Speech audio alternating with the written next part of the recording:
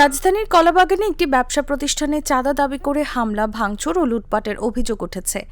এই অভিযোগে বৈষম্য বিরোধী ছাত্র আন্দোলনের কলাবাগান থানার আহ্বায়ক সহ 14 জনকে আটক করে যৌথ বাহিনী। পরে তাদের পুলিশের হাতে তুলে দেওয়া হয়।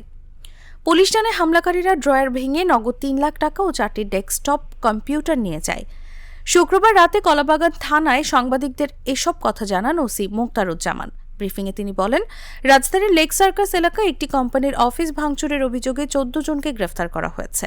গ্রেফতার ব্যক্তিদের মধ্যে কলাবাগান থানা বৈষম্য বিরোধী ছাত্র আন্দোলনের আহ্বায়ক সালাউদ্দিন সালমান রয়েছেন।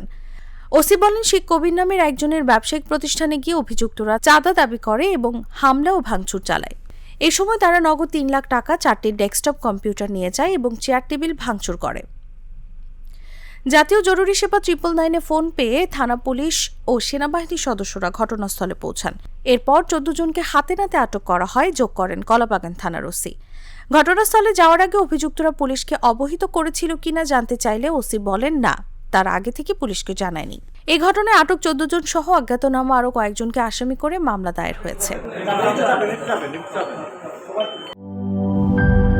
লিলি হালাল বিউটি সোপ, বিএসটিআই কর্তৃক সনদপ্রাপ্ত দেশের প্রথম হালাল বিউটি সোপ। দীপ্তিময় উজ্জ্বল ত্বকের জন্য।